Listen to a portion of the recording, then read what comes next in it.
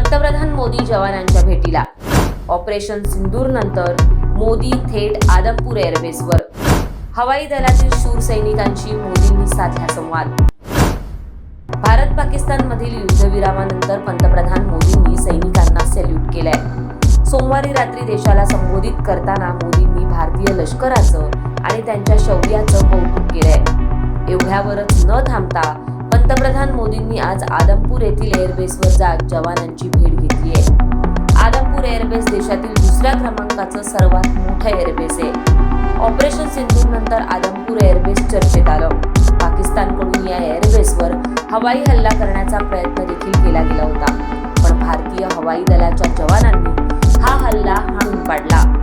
पाकिस्तानकडून 10 मे रोजी ड्रोन आणि क्षेपणास्त्र या एअरबेसवर डागण्यात आली, परंतु हा हल्ला परतवून लावत भारताने पाकिस्तानच्या अनेक सैनिक ठिकाणांवर हल्ला केला. त्यामुळे या एअरबेसवरील जवानांची नरेंद्र मोदी यांनी भेट घेतली. पंतप्रधान नरेंद्र मोदी यांच्या दौऱ्याच्या संदर्भातील काही फोटो एक्सवर टाकण्यात आले. त्यात नरेंद्र मोदी यांनी लिहिले, मी सकाळी आदमपूर एअरबेसवर गेलो. त्या ठिकाणी हवाई दलातील सैनिकांची भेट घेतली.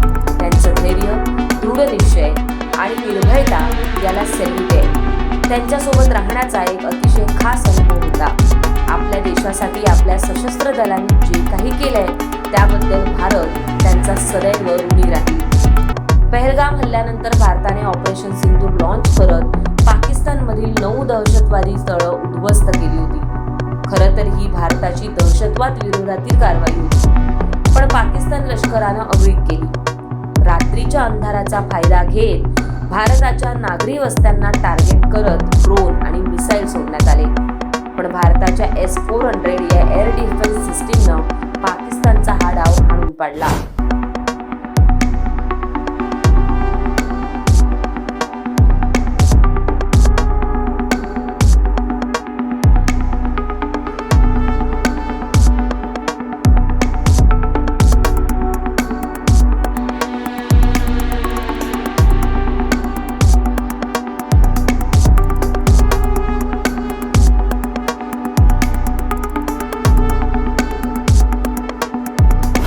पाकिस्तानच्या या नापाक कृत्याला भारतानेही दिवसा उजेडात उत्तर दिलं. भारतानं पाकिस्तानची लाहोर येथील एअर डिफेन्स सिस्टीम, अन्य भागातील 2 रडार आणि 5 एअर बेस उद्ध्वस्त केले. पाकिस्तानच्या छातीतच भारतानं घाव घातला.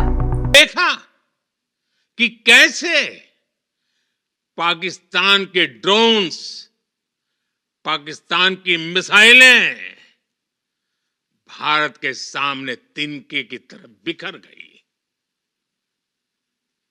भारत के सशक्त एयर डिफेंस सिस्टम ने उन्हें आसमान में ही नष्ट कर दिया. पाकिस्तान की तैयारी सीमा पर वार की थी, लेकिन भारत ने पाकिस्तान के सीने पर वार कर दिया. भारतीय लष्कराच्या या जोरदार माऱ्यानंतर पाकिस्तान लष्करानं युद्धविरामाचा पांढरा झेंडा फडकवला.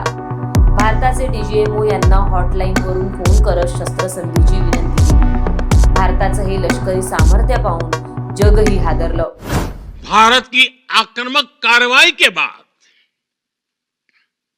पाकिस्तान बचने के रास्ते खोजने लगा. पाकिस्तान दुनिया भर में तनाव कम करने के लिए गुहार लगा रहा था, और बुरी तरह पीटने के बाद इसी मजबूरी में 10 मई की दोपहर को पाकिस्तानी सेना ने हमारे DGMO को संपर्क किया.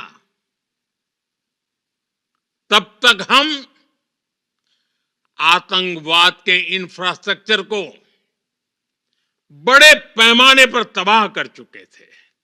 कुशल सैन्य, आधुनिक आणि विध्वंसक शस्त्र, निष्णात युद्धनीती आणि खंक नेतृत्व यावेळी जगानं पाहिलं.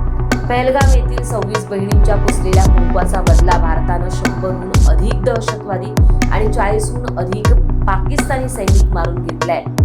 दहशतवादाविरुद्धच्या या लढाईत भारतानं अचूकता, सामर्थ्यता आणि मानवताही दाखवली. क्यों भारत की सेना ने सटीकता, सतर्कता और संवेदनशीलता के साथ कार्रवाई की है.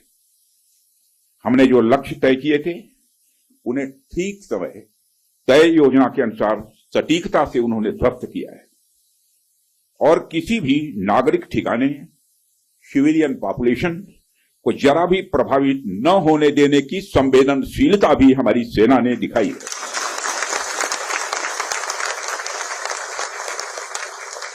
यानी एक तरीके से देखा जाए तो हम कह सकते हैं एक तरीके की सटीकता, सतर्कता और मानवीयता यह हमारी भारत की सेना के जवानों ने दिखाई है. मित्रों, हमने हनुमान जी के उस आदर्श का पालन किया है जो उन्होंने अशोक वाटिका उजाड़ते समय किया था. जिन मोहि मारा तिन मोहि मारे. हमने केवल उन्हीं को मारा जिन्होंने हमारे मासूमों को मारा. अशाच घडामोडी जाणून घेण्यासाठी माय महानगर लाईव्हला नक्की सबस्क्राईब करा आणि बेल आयकॉनला प्रेस